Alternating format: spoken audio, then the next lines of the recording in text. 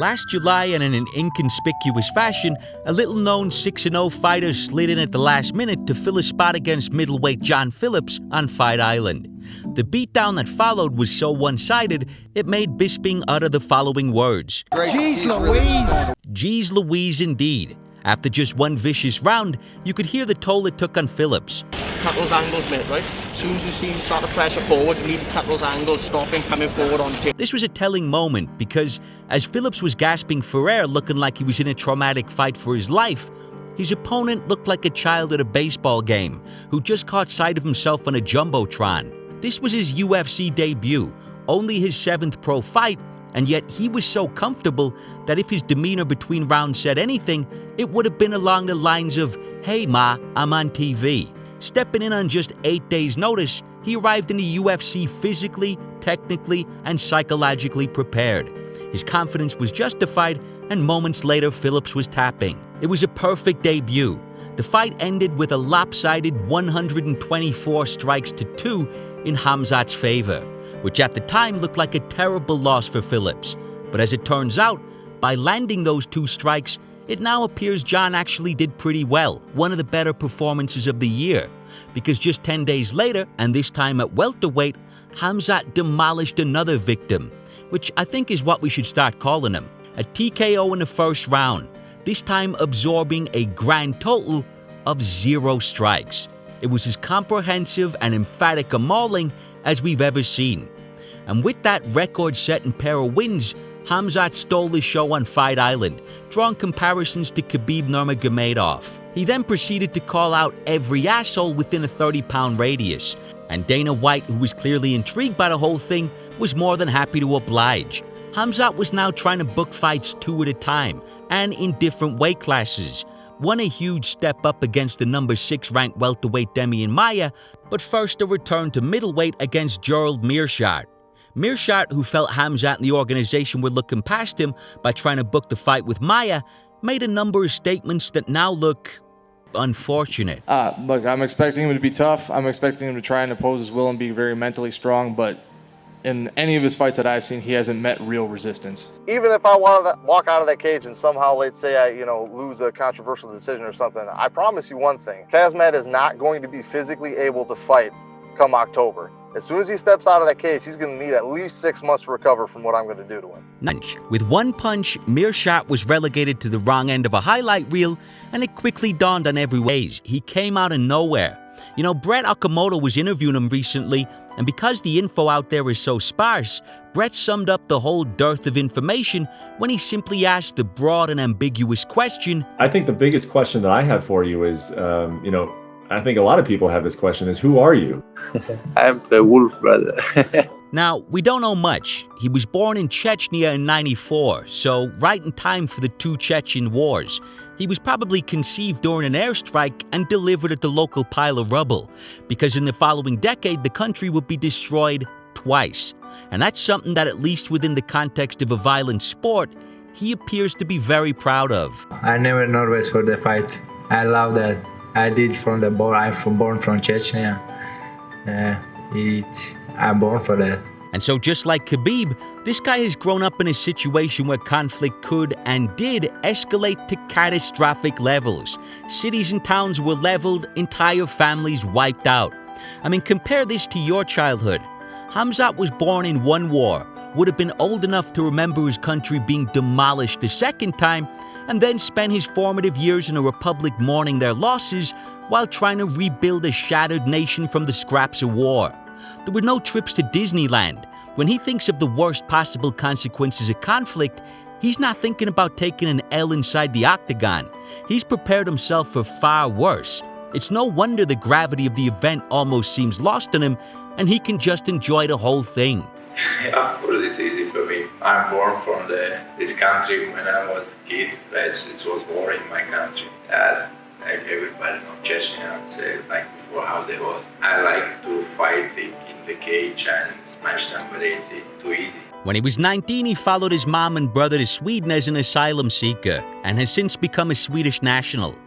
In Chechnya, he started to wrestle at 5, and testament to the quality of wrestling in that region, when he got to Sweden, he picked up an impressive 6 national championships. But as he said, You can't pay the rent with medals. Then, but in the wrestling, you don't. In only this medal, brother. No money, nothing, brother. One of his friends had been encouraging him to try MMA. Khamzat wasn't interested. He didn't like the idea of getting hit in the face. As we now know, that wouldn't be much of a problem for him. Eventually, his friend told him to come along, that they were just training technique. But it wasn't just technique, they were sparring.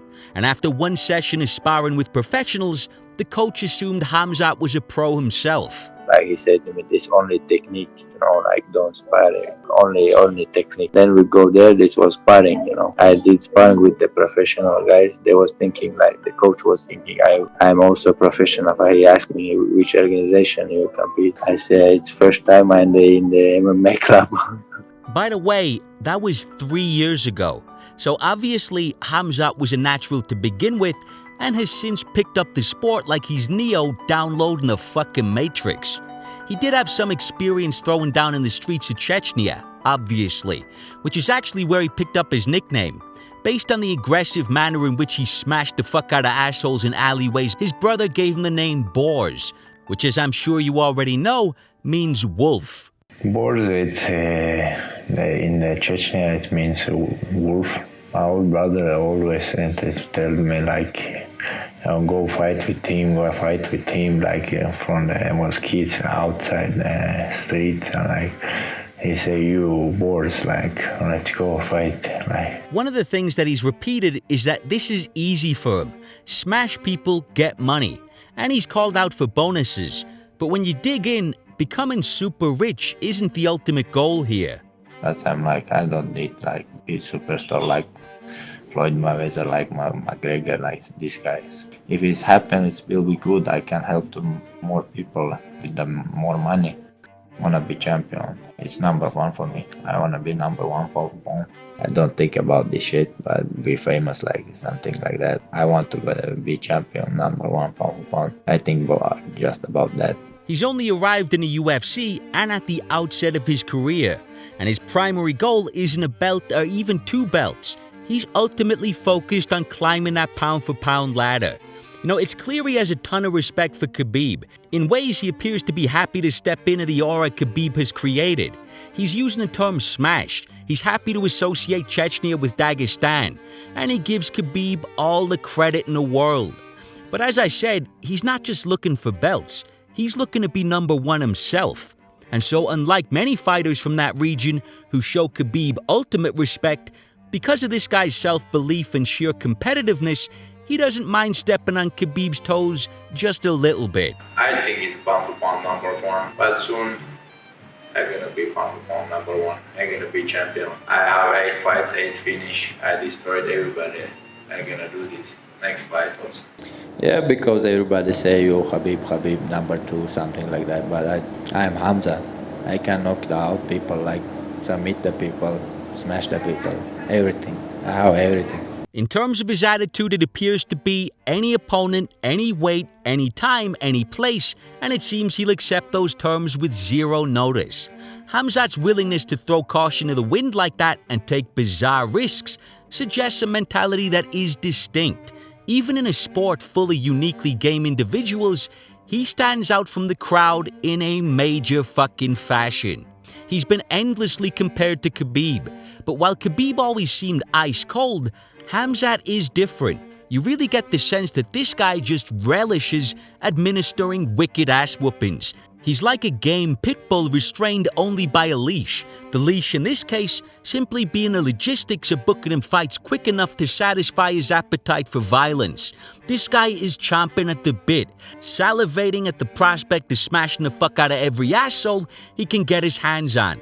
With his carefree, carnage-loving attitude, if those flawless performances continue and he keeps his perfect record intact, he's going to cultivate a sinister aura of invincibility.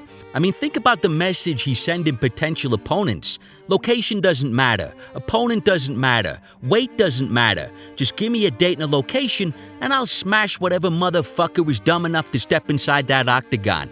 That's the message he's sending. And if he continues to back it up, he's going to be causing psychological problems for guys before they even get near the fucking octagon. He already believes, and he may be right, that Meerschaert shattered his pants before the fight even began. This guy could become a serious menace in every fucking sense. I see he was, when I look at his eyes, he was a little nervous, like in the cage. When I look at him, he don't want to be there. I said that directly. I'm ready for everybody. Like I said to Dana, if you give me Damian Maia, I'm ready for him. If they give me Brock Lesnar, I'm ready for him also. Of the two champions, Israel Adesanya and Kamaru Usman, which champion do you think poses the biggest challenge? If I do my hard work, nobody challenge for me. I'm gonna stop the both guys. But let's not get too carried away. When Colby Covington was asked about Chimaev, he hit the nail on the head and brought the hype train back to reality, or at least in a perspective. He said, who are we talking about here? A guy who's never beaten anyone in the top 50? And that is exactly right. Khamzat is totally unproven. We just don't know what's going to happen here. We might suspect great things, it seems we're guaranteed excitement, but we just do not know how good or limited this guy might be at the highest level. He hasn't been tested by elite opposition. So this is a story and an enigma that is very much unfolding right now. And the great thing about it is that we don't have to wait. Because he's so eager to fight, it feels like someone sat in a remote control and we get to see the whole fucking thing unfold in fast forward. You know, 2019 had Masvidal and to a lesser extent Adesanya. They were the big stories. But who really made their mark on the sport this year? Certainly Dana White with Fight Island, but which fighter? You know, we've had some great fights, some significant fights. Adesanya put together 2 phenomenal wins. But I think the abrupt arrival of Khamzat could be the most exciting story of the year. I mean, think about what he did. On short notice, he broke the record for fastest consecutive wins, then broke the record for fastest 3 consecutive wins. He did it bouncing between weight classes, and in those 3 fights, he absorbed a grand total of 2 fucking strikes. That's gotta be another record. Whatever you want to say about the competition, 2 fucking strikes is mind-boggling. Now they're talking about giving him a ranked opponent before the end of the year.